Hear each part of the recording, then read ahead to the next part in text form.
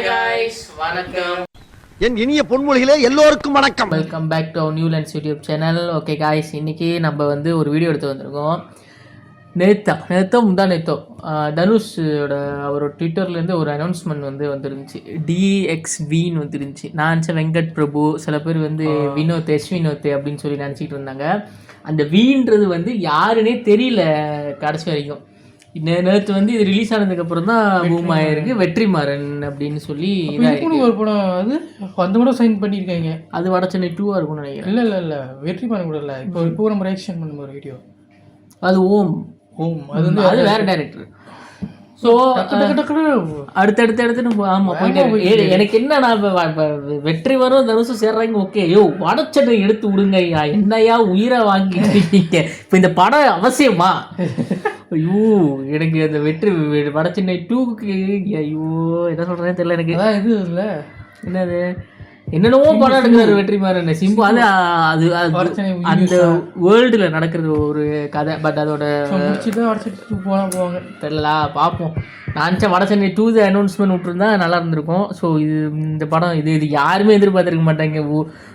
ஒரு பக்கெட்டு வந்துட்டு எல்லாத்துக்குமே ஒரு பக்கெட்டு என்ன மாதிரி ஆட்களுக்கு வடச்சென்னை ஃபேன்ஸுக்கு வந்து கண்டிப்பாக செம காண்டில் இருப்பாங்க. Dhanush sir fan, Vetrimaaran fan. நான் வெற்றிமாறன் ஃபேன் தான். ஸோ எனக்கும் ஹாப்பி தான். ஸோ நம்ம இந்த வீடியோவை பார்த்துட்டு இன்னும் இது மேற்கொண்டு இன்னும் இதை பற்றி நிறையா பேசும். ஓகே சரி.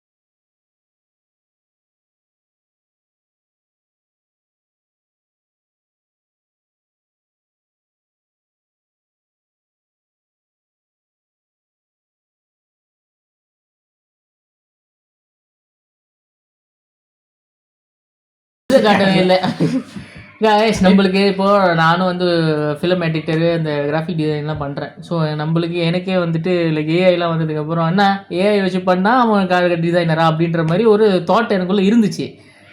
இதை பார்க்கும்போது எல்லாம் ஏஐல இறங்கிட்டேன். என்ன விஷயம்னா எனக்கு தெரிஞ்சு என்ன பார்த்த வரைக்கும்ல எனக்கு தெரிஞ்சு இந்த படத்தோட ஃப்ளேவர் இருக்குல்ல, அந்த ஃப்ளேவர் அவங்களே ஷூட் பண்ணி காட்டியிருந்தா ஆடியன்ஸ் இப்பயே ஜெல்லாக ஆரம்பிச்சிருக்கு ஒரு வாய்ப்பு இருந்தது. ஆமாம், அதுவும் ஒரு வகையில் ஒன்று. இப்போ ஏஐ முடிச்சிட்டாங்க. மேபி அவங்க த்ரூஸாக தேட்டருக்கு கொண்டு போகும்போது ட்ரெய்லர் ரிலீஸ் ஆகும்போது அது மேட்ச் ஆகலையோ ஒட்டலையோன்னா கொஞ்சம் ஃபேடாக இருக்கிறதுக்கு வாய்ப்பு இருக்குல்ல. ஸோ இப்போயே டியூன் பண்ண கொஞ்சம் ஆரம்பிச்சுன்னா கொஞ்சம் கரெக்டாக இருந்துக்கலாம். ஸோ ஆமாம், இது வந்து ஃபுல் அண்ட் ஃபுல் வந்து ஏஐயில் பண்ணிடுறாங்க. இன்னொன்று வந்து எனக்கு தெரிஞ்சு ஏஐயில் வந்து தனுஷ் வர மூஞ்சை கொண்டு வர முடியலையான்னு எனக்கு தெரியல. பட் வந்துட்டு கரெக்டாக அந்த ஃபேஸுக்கு மட்டும் அந்த சன்லைட்டை வச்சு மறைச்சிக்கிட்டே வர இந்த காலத்துக்கு ஃப்ரேம் அப்படியே போகும். அது தெரியுது அப்படியே அந்த ஃபேஸுக்கு மட்டும் அந்த சன்லைட். என்ன விஷயம், இந்த இதுலேருந்து ஒரு மெயின் ஏஐ கேரக்டரு உடம்பு ஃபல்கா சிஸ்பேக்கெல்லாம் வச்சு ஜோக்கா இருக்காங்க.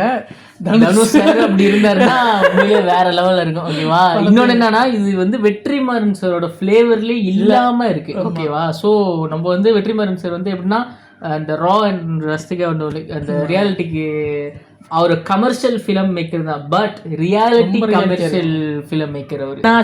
லைக் நீங்கள் வெளிநாட்டிலலாம் பார்த்தீங்கன்னா டேரக்டர்ஸ்க்கு தான் வேல்யூ. லைக் இன்னைக்கு நம்ம வந்துட்டு ஒரு ஹாலிவுட் படம் பண்ணது மார்ட்டின் ஸ்கார்செஸே அவரோட படத்தை வந்துட்டு நம்ம வந்துட்டு மார்ட்டின் ஸ்கார்செஸே தான் நம்ம தேட்டருக்கே போயிட்டு அந்த படத்தை பார்க்கணும். தமிழ் டப்பிங்கில் ரிலீஸ் ஆனாலுமே சரியா.